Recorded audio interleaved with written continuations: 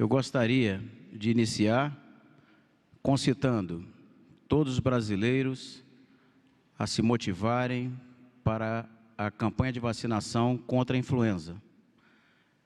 Nós estamos com a cobertura vacinal baixa e a proteção da população com essa vacina vai possibilitar uma facilitação no diagnóstico do paciente que tiver uma síndrome respiratória aguda que demandar os hospitais, os postos de saúde.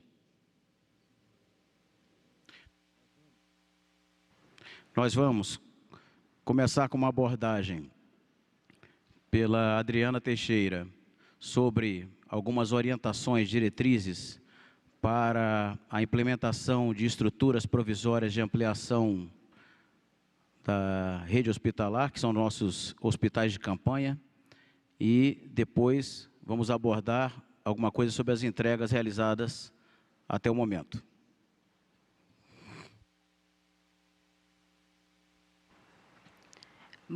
Boa noite.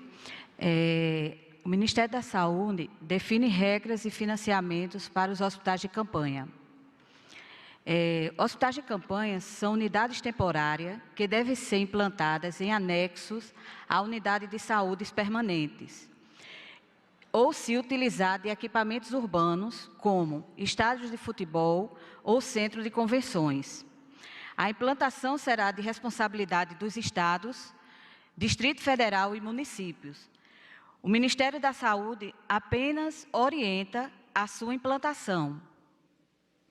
O hospital de campanha deve funcionar para internação de pacientes com sintomas respiratórios de baixa e média complexidade. Por isso que precisa ser em anexo a um hospital que tenha alta complexidade, para dar o suporte dos leitos de UTI. É uma das estratégias de ampliação e organização de oferta de leitos e deverá fazer parte dos planos de contingência elaborados pelos governos estaduais. Então, todos os hospitais de referência eles têm que constar no plano de contingência que os estados repassaram para o Ministério da Saúde, como referência para o atendimento do Covid. O hospital de campanha deve funcionar como retaguarda clínica para unidades hospitalares permanentes que possuam UTI, ou seja, definidas como referência para o tratamento da Covid-19. Eles também precisam desses hospitais de referências para ter o suporte dos serviços, como lavanderia, CME, nutrição, raio-x, para dar o suporte aos hospitais de campanha.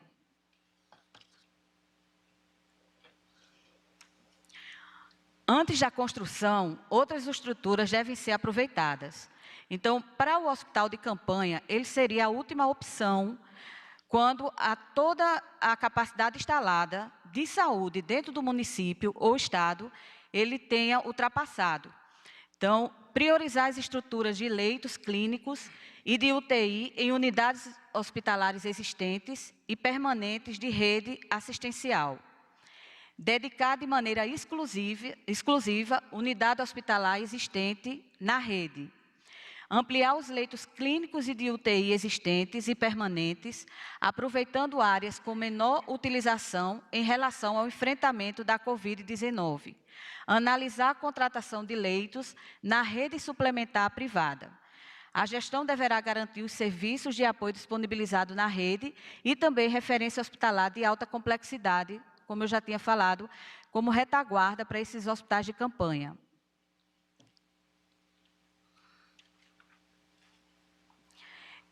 Os hospitais de campanha, eles vão ter dois tipos de leito. Os leitos de unidade de internação clínica, que é para a internação de pacientes com sintomas respiratórios de baixa complexidade, onde serão custeados pelo Ministério através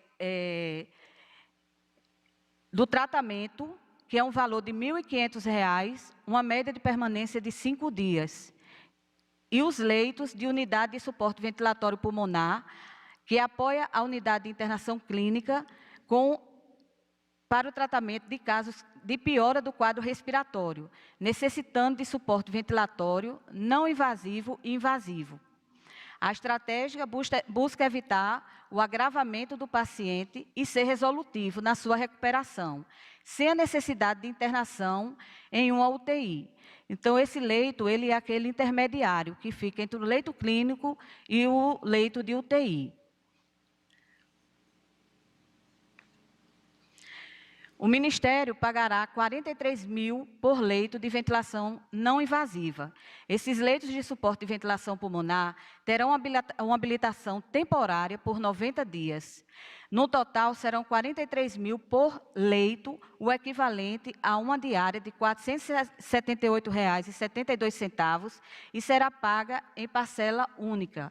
Então, esses leitos eles vão ser repassados uma parcela única por 90 dias de diárias.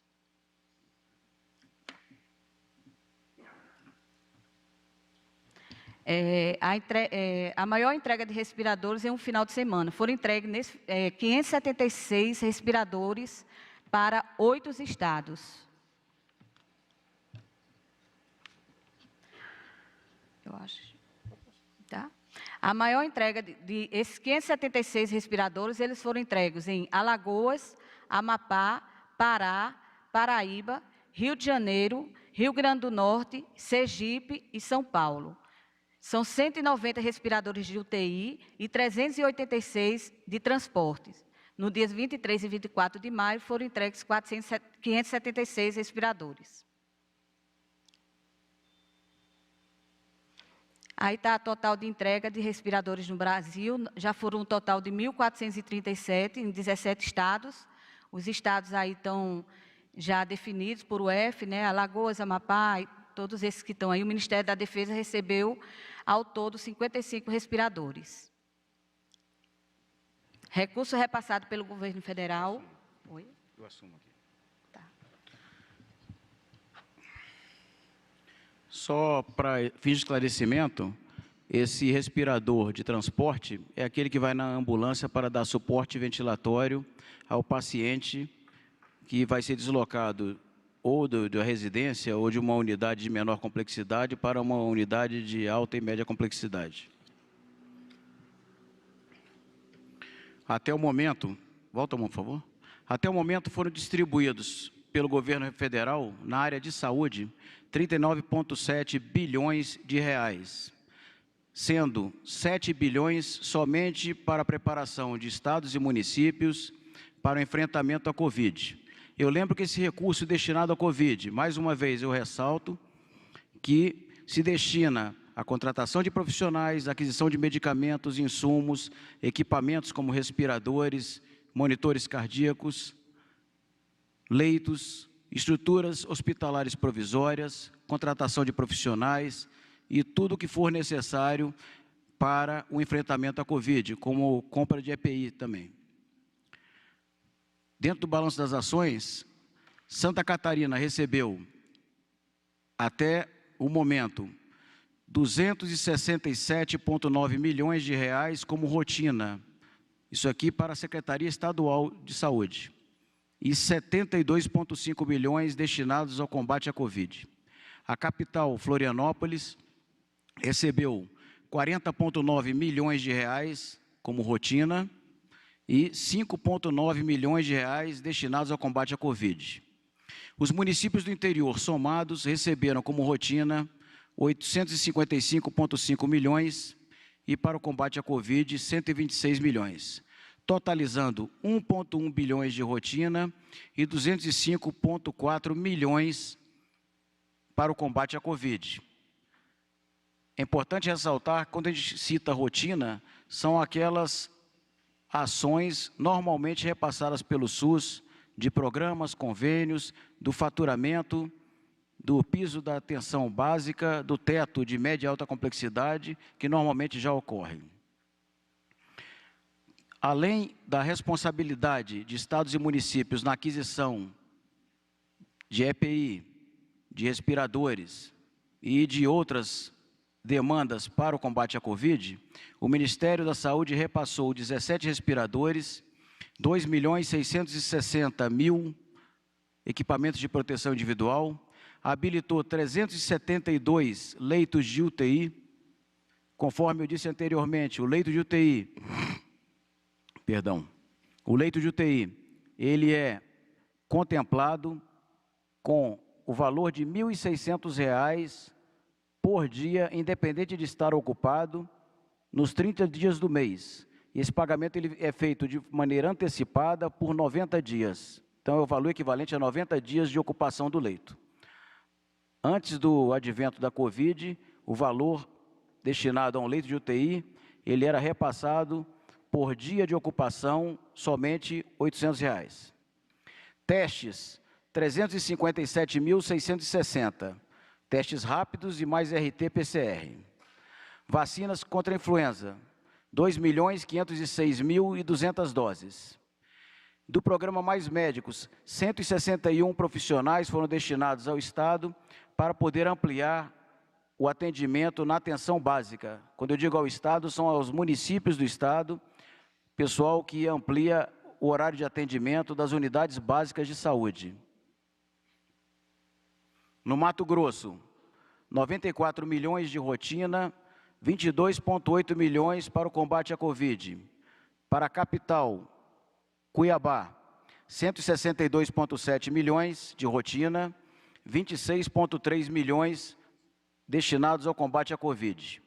Para os municípios do interior, somados 298,7 milhões de rotina e 26,6 milhões para o combate à Covid, totalizando 631,3 milhões de reais até o momento, repassados desde o início de janeiro. Além disso, o Estado recebeu um reforço de 1.305.000 equipamentos de proteção individual, foram habilitados 273 leitos de UTI, o que corresponde a um repasse de 39,3 milhões de reais. Foram encaminhados 184.828 testes rápidos mais RT-PCR. Vacina contra a influenza, 1.177.200 doses. E do programa Mais Médicos, 37 profissionais. Para o Estado de Minas Gerais, como rotina, o governo do Estado recebeu 339 milhões e para o combate à Covid, 99,9 milhões de reais. Para a capital, Belo Horizonte, rotina, 784,2 milhões de reais e para o combate à Covid, 126 milhões. E para os municípios do interior, 2,5 bilhões de reais como rotina e 369 milhões para o combate à Covid, totalizando 4,2 bilhões repassados até o momento. Além disso, as estruturas estadual e municipais foram reforçadas, receberam 8.172.131 equipamentos de proteção individual. Foram habilitados 75 leitos de UTI, correspondendo a um repasse de 10,9 milhões de reais. Foram distribuídos 944.512 testes rápidos mais RT-PCR, 6.951.200 doses de vacina contra a influenza e 365 profissionais do Mais Médicos para reforçar a atenção básica, atenção primária nas unidades básicas de saúde. No Rio Grande do Norte, o Estado recebeu 130,3 milhões como rotina e 69 milhões destinados ao combate à Covid. Natal recebeu 119,7 milhões como rotina e 28,4 milhões destinados ao combate à Covid. E os municípios do interior, 328 milhões como rotina e 32,6 milhões destinados ao combate à Covid, totalizando 708,3 milhões repassados ao Rio Grande do Norte, capital, municípios e governo do Estado. além das obrigações do Estado de aquisição de respiradores, ampliação de estruturas, contratação de profissionais, equipamentos de proteção individual, testes, o Estado foi reforçado com 80 respiradores, que foram entregues agora no dia 23 e 24 de maio, 1.290.981 equipamentos de proteção individual, foram habilitados 351 leitos de UTI para o combate à Covid, destinados à Covid, totalizando 50,5 milhões de reais de repasse. Foram distribuídos 326.988 testes rápidos mais RT-PCR, 1.424.400 doses de vacina contra a influenza e foram repassados 60 profissionais contratados e repassados ao Estado, 69 profissionais do programa Mais Médicos.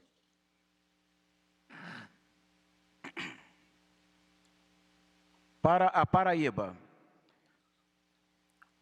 o Estado recebeu 83,9 milhões de rotina, 32,5 milhões destinados ao combate à Covid. João Pessoa recebeu 178,9 milhões de rotina, 33,1 milhões destinados ao combate à Covid. E os municípios do interior, 492 milhões como rotina e 52,4 milhões para o combate à Covid, totalizando 873 milhões de reais repassados. Foram entregues 70 respiradores, 30 nesse último final de semana, desses 70, 1.463.435 equipamentos de proteção individual e foram habilitados 82 leitos de UTI, totalizando um repasse de 11,8 milhões de reais antecipados. Distribuídos 357.754 testes rápidos mais RT-PCR, 1.594.800 doses de vacina contra a influenza e do programa Mais Médicos, 63 profissionais.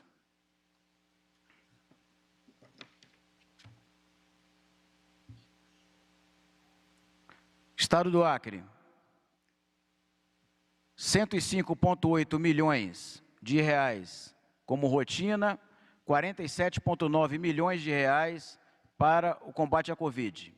A capital Rio Branco recebeu 16,5 milhões de reais como rotina e 1,3 milhões de reais para o combate à Covid.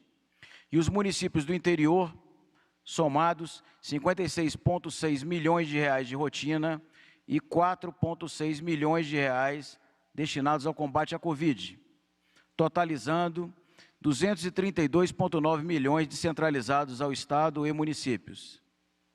Além disso, um reforço de 360.852 equipamentos de proteção individual, 10 leitos de UTI habilitados, correspondendo a um repasse antecipado de 1,4 milhão de reais, 95.024 testes rápidos mais RT-PCR, 329.060 doses de vacina contra a influenza e 38 profissionais do programa Mais Médicos destinados à atenção primária.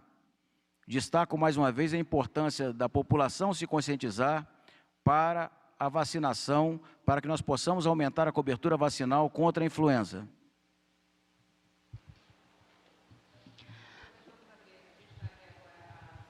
Online, tem mais uma apresentação? Não? Tá, a gente vai agora abrir para as perguntas online, depois a gente abre para as perguntas presenciais, tá? 5 perguntas, né? 5 perguntas. Nós temos um grupo com jornalistas que enviaram algumas perguntas previamente, perguntas de forma online, e seguindo a ordem das apresentações, nós vamos começar com o tema hospitais de campanha. A primeira pergunta é da Manuela Albuquerque, do Portal J. O CNS recomendou a contratação ou requisição de leitos privados antes da construção de hospitais de campanha, no caso de esgotamento de leitos públicos. Em compensação, diretores da ANS avaliam que a requisição de leitos para a formação de uma fila única para a Covid-19, conforme recomendação do CNS, pode desequilibrar o setor. O Ministério da Saúde investirá em hospitais de campanha para evitar a requisição de leitos privados? Quais são as regiões prioritárias? A pasta firmou algum posicionamento sobre fila única? Bom, o que eu posso colocar é que nós estamos vivendo uma crise de material hospitalar, particularmente respiradores e profissionais intensivistas. Com isso, nós temos que verificar em cada localidade a oferta de leitos. Antes de partirmos para uma estrutura provisória, usarmos aquilo que temos disponível da rede privada hospitalar. Até porque nós temos que considerar que no advento da pandemia, cirurgias eletivas deixaram de ser realizadas. Então, alguns hospitais têm disponibilidade de leitos.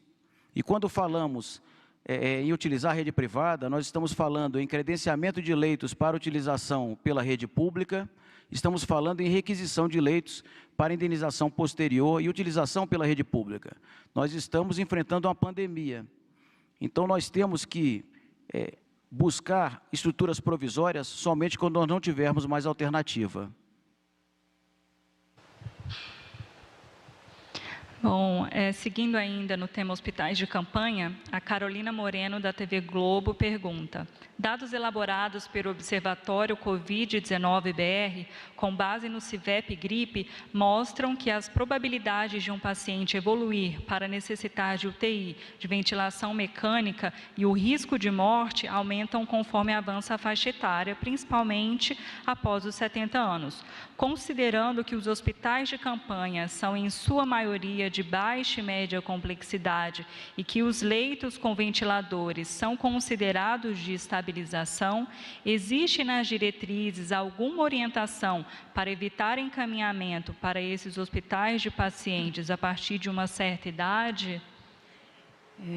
Independente da idade, os pacientes serão encaminhados após avaliação clínica. Uma vez que um paciente está numa situação que ele precisa de um atendimento em alta complexidade, com certeza ele não irá ser encaminhado para um hospital de campanha, e sim para um hospital onde tem o atendimento de alta complexidade que está disponível para o atendimento da Covid-19. Eu complemento colocando que, conforme as diretrizes, a ideia é que esse hospital de campanha ele seja desdobrado, seja montado próximo a um hospital onde haja possibilidade de atendimento de média e alta complexidade. Se isso não for possível, se não for uma estrutura contígua, que haja uma possibilidade de manejo por meio de ambulâncias com suporte ventilatório, né, além do que já foi colocado.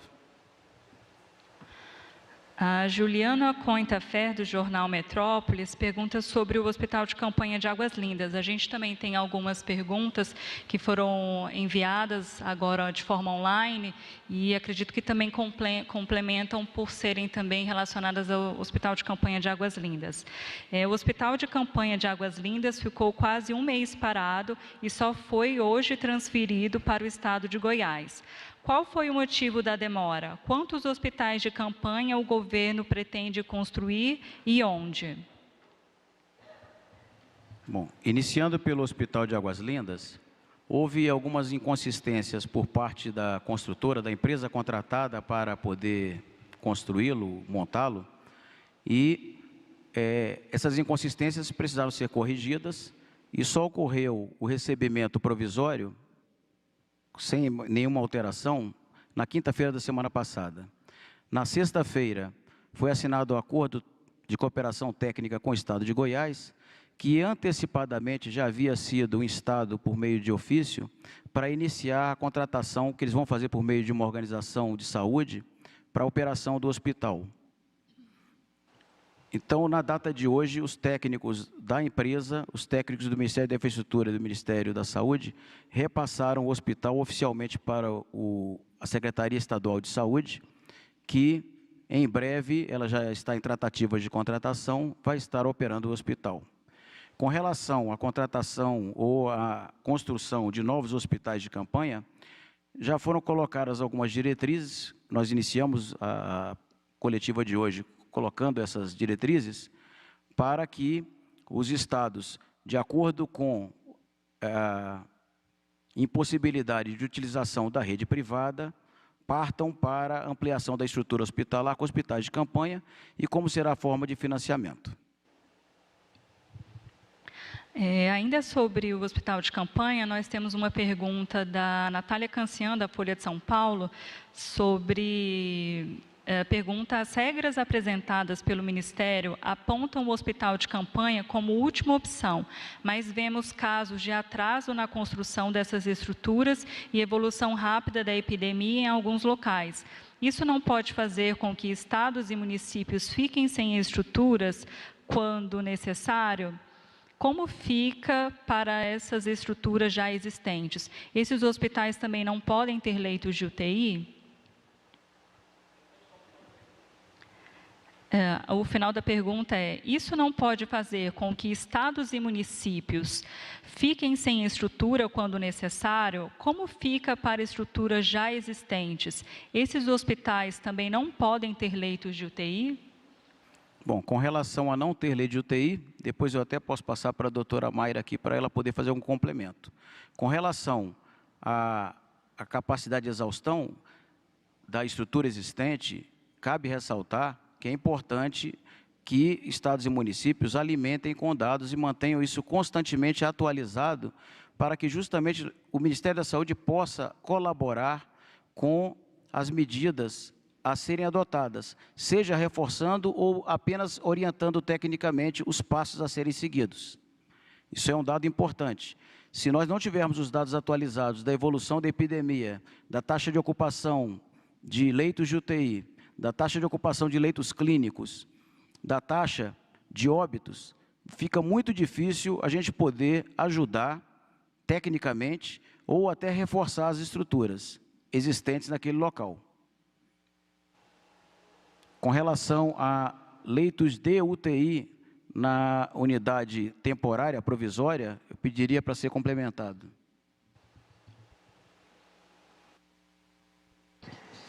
Boa noite. Complementando a resposta, quando nós criamos a estrutura dos hospitais de campanha, é importante que se leve em conta que nós devemos seguir todas as recomendações feitas pela Anvisa, pelos conselhos das respectivas categorias profissionais, para que a gente possa prover segurança para os pacientes e para os profissionais. Quando nós pensamos em grandes unidades que poderiam ter cerca de 200 leitos, nós imaginamos uma estrutura de enfermaria, com dimensionamento de profissionais voltado para o atendimento de pacientes em enfermaria.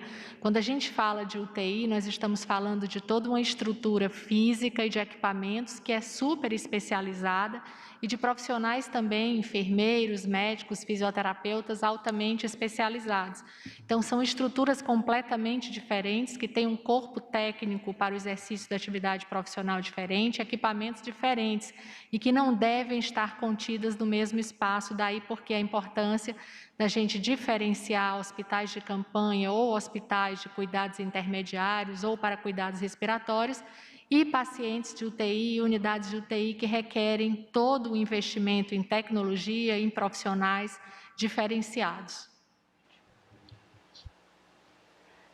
Para finalizar essa primeira rodada de perguntas online, antes de passar para as perguntas presenciais, a gente tem aqui duas perguntas que são parecidas, por isso tomo a liberdade de juntá-las, que é sobre leitos, que é do Ardiles Moreira, do Portal G1, e da Isa Staciarini, da CBN, da Rádio CBN. Os dois perguntam em relação ao cenário de leitos de UTI no país, a taxa de ocupação, a taxa de desocupação e quantos hospitais hoje informam diariamente esses índices ao Ministério da Saúde. O Brasil, por ter uma complexidade muito grande, principalmente uma diferença regional, a taxa de ocupação dos leitos, ele varia muito de cada estado e ele vai muito pela situação epidemiológica de cada estado.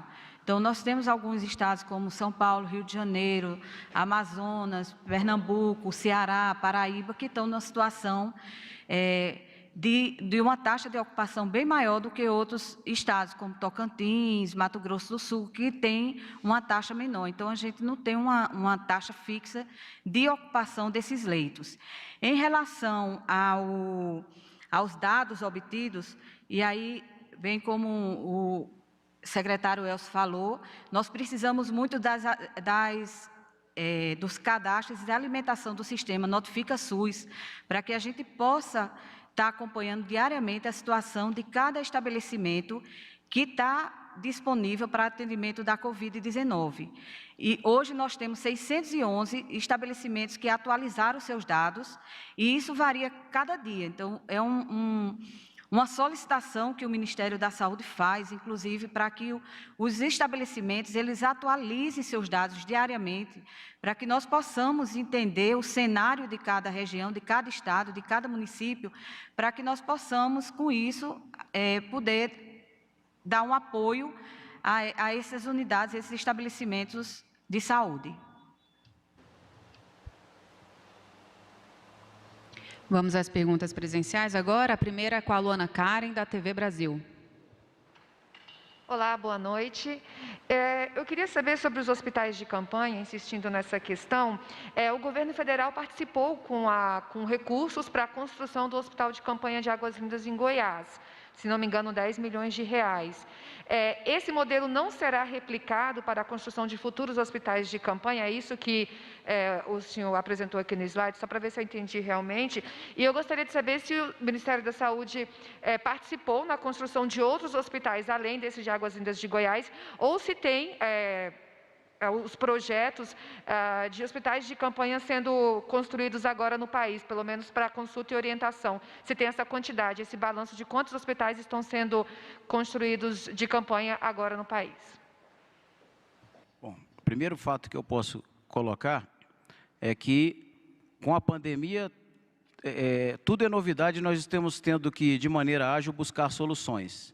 Então, em um primeiro momento, se desenhou apoiar com a construção de um hospital de campanha. E fica uma gestão que ela é compartilhada, o que torna uma gestão mais complicada, mais complexa. Com a evolução e com os estudos e com as dificuldades apresentadas, chegou-se à conclusão que era melhor que isso fosse executado, que fosse descentralizado o recurso para estados e municípios e fosse executado por esses entes federativos, considerando que o Ministério é um órgão que distribui recursos, estabelece normas, diretrizes, orientações, notas técnicas e que, pela gestão tripartite da Lei 8080 do SUS, cabe a estados e municípios a execução dessas políticas e dessas tarefas.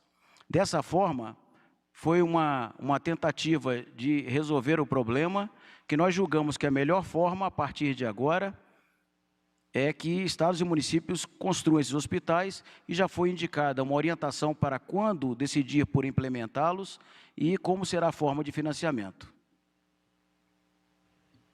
Próxima pergunta é CNN. Sim.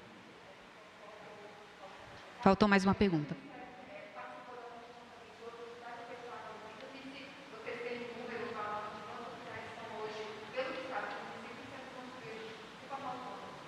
Bom, com relação, o Ministério não pretende construir outros hospitais.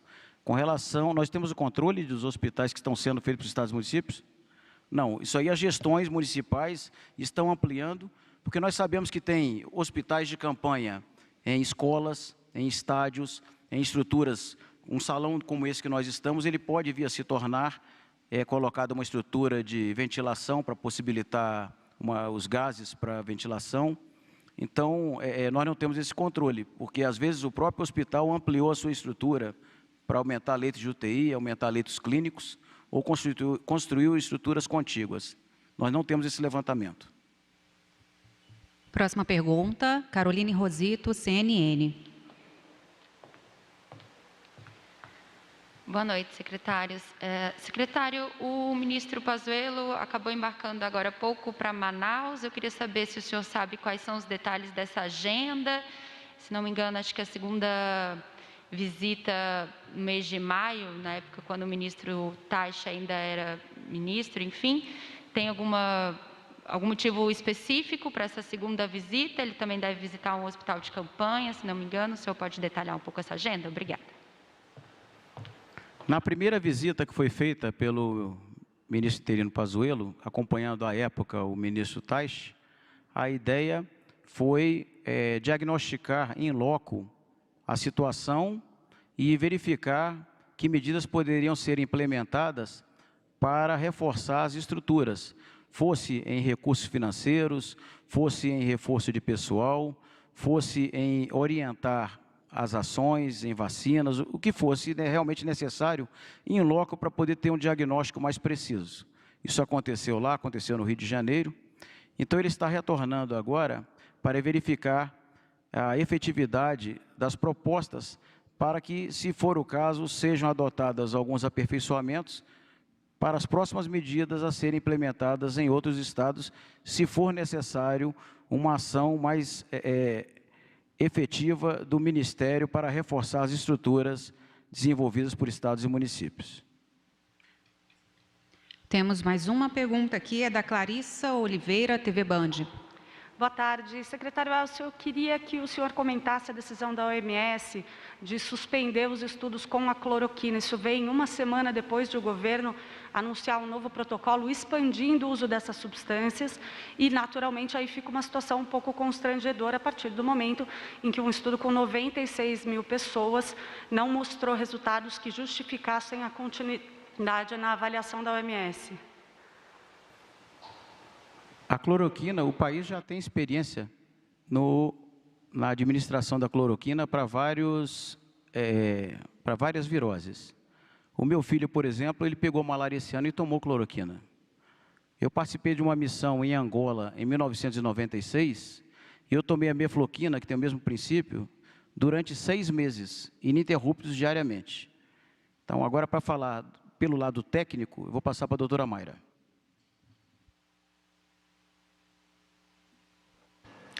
Boa noite. Nós estamos muito tranquilos e muito serenos em relação à nossa orientação divulgada na nota que orienta o uso das medicações cloroquina e hidroxicloroquina associada à azitromicina para os profissionais de saúde. Essa orientação, como já foi dito antes, ela segue uma orientação feita pelo Conselho Federal de Saúde que dá autonomia para que os médicos possam prescrever essa medicação para aqueles pacientes que assim desejarem. Esse é o que nós vamos repetir diariamente. Estamos muito tranquilos a despeito de qualquer instituição, entidade internacional, cancelar os seus estudos com a medicação, estudos de segurança. Nós seguimos no Ministério da Saúde, nas secretarias especializadas, acompanhando todos os estudos no mundo. Já temos um banco de informações de 216 protocolos de hidroxicloroquina e cloroquina hoje sendo usados no mundo, em países como Turquia, Estados Unidos, Índia, e nesse caso eu me refiro inclusive ao uso profilático. Nós fizemos uma orientação para o uso precoce. Quanto aos estudos que são mencionados, ou a um estudo específico, que é o que você se refere, não se trata de um ensaio clínico, é apenas um banco de dados coletado de vários países. Isso não entra num critério de um estudo metodologicamente aceitável para servir de referência para nenhum país do mundo e nem para o Brasil.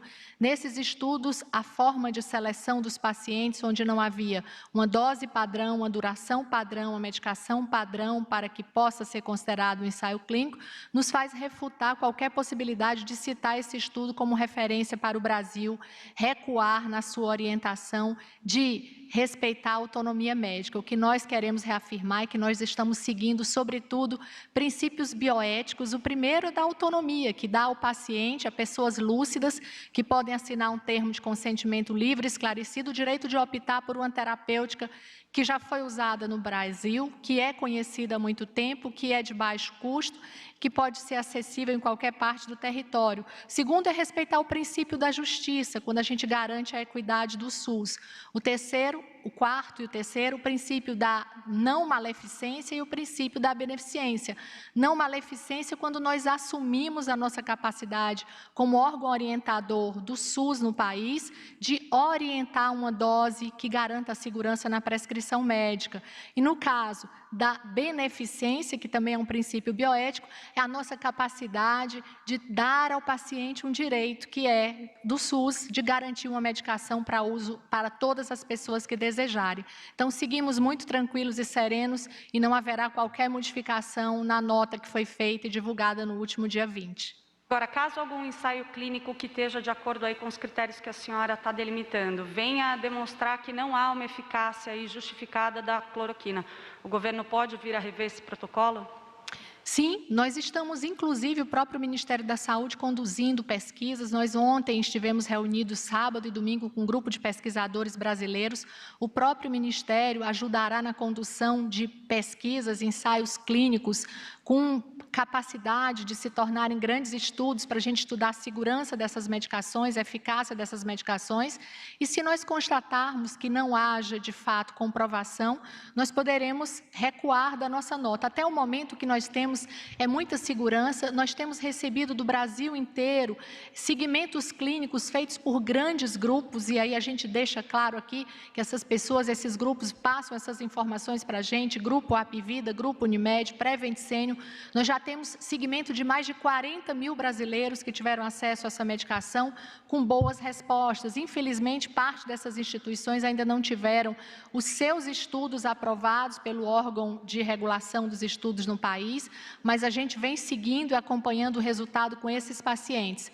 E a gente precisa dizer sempre, essa medicação que hoje é quase motivo de uma guerra no país, ela já foi recomendada pelo Ministério da Saúde em 2016 para uma doença viral. Nos protocolos do Ministério de Saúde, com ampla divulgação nacional, nós já usamos a medicação para tratar Zika, inclusive com recomendação para o seu uso na gestação como forma de fazer neuroproteção fetal.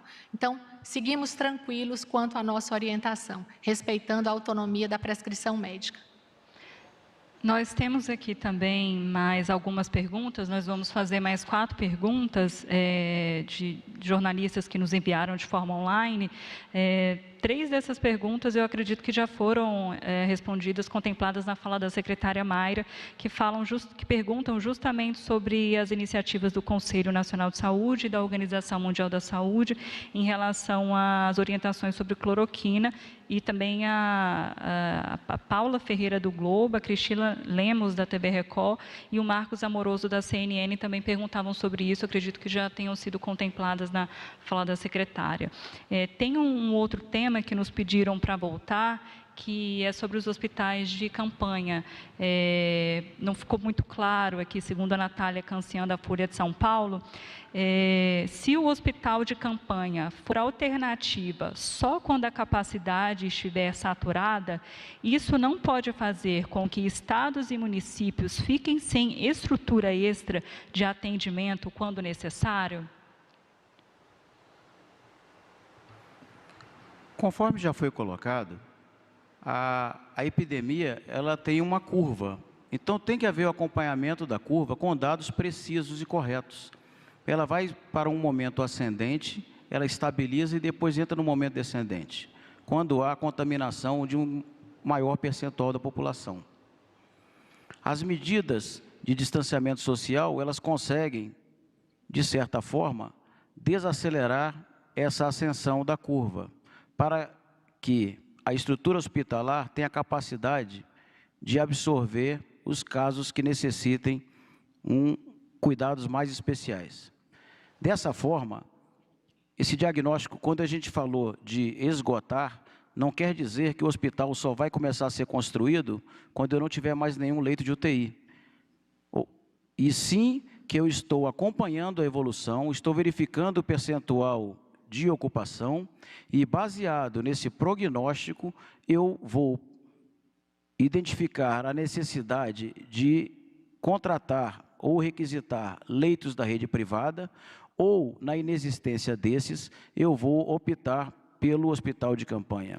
Isso aí é uma coisa que tem que ser estudada e tem que haver o acompanhamento da evolução epidemiológica em cada local e a estrutura hospitalar existente. Nós temos aqui também uma pergunta sobre o tema recursos, feita pelo Alexandre Martello, do portal G1 TV Globo. Alguns economistas, como Felipe Salto, da IFI, ou José Roberto Afonso, têm reclamado da lentidão da execução das despesas em saúde, no meio da pandemia do novo coronavírus. Por que a execução está lenta? O que aconteceu? O governo está atento a esse problema? Como fazer para liberar mais rapidamente os recursos em meio à pandemia do coronavírus?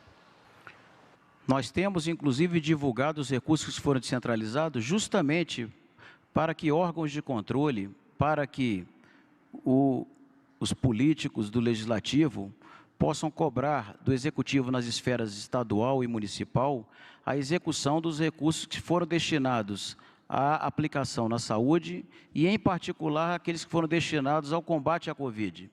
Dessa forma, de acordo com os instrumentos legais previstos na Lei 8.666 e também nos aspectos de exceção que foram instados em decorrência da pandemia, para que haja uma compra célere daquilo que é necessário de acordo com a necessidade de cada local.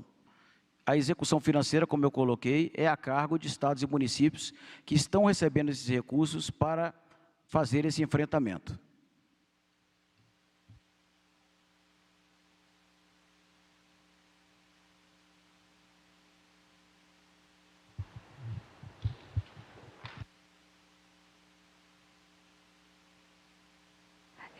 Seguindo, nós temos aqui um tema de distanciamento social.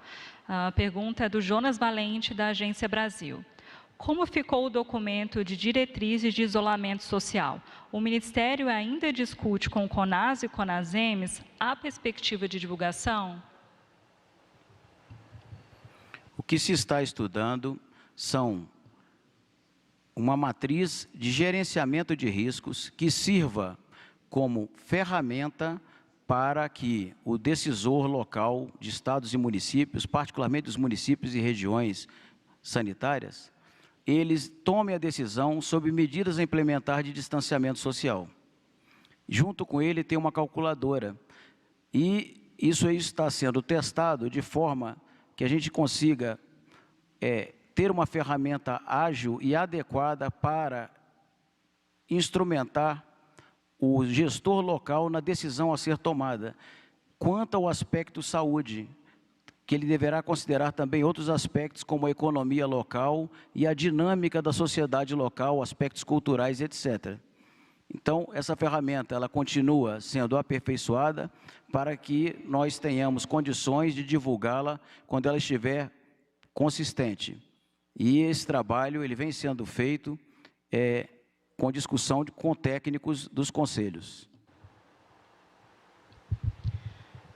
Nós temos aqui também uma pergunta, voltando sobre o tema leitos, a Paula Ferreira e o Globo.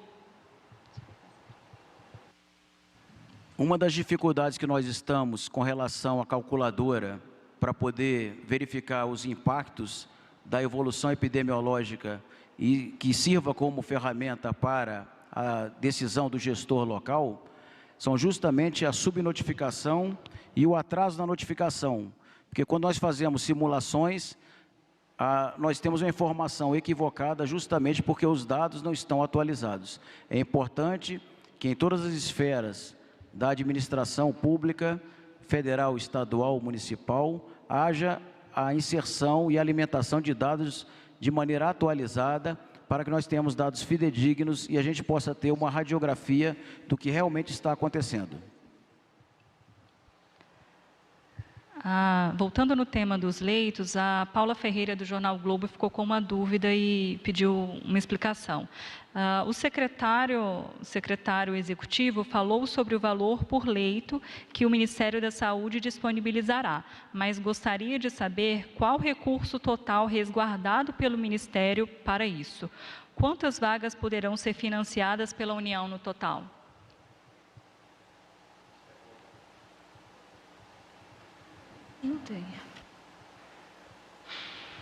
Nós não temos um limite de leitos, mas existe uma proporção de leitos de UTI e leitos clínicos.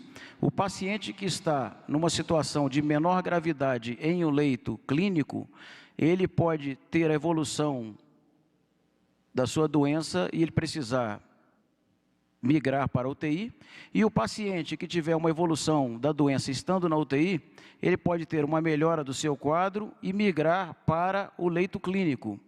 Então, existe já uma proporção, Se você entrar em algum detalhe sobre isso aí. Eu posso. E os estados, de acordo com a sua necessidade, estão solicitando a habilitação dos leitos, que seguem critérios que são auditados pelo Ministério, para que então haja o financiamento desse leito.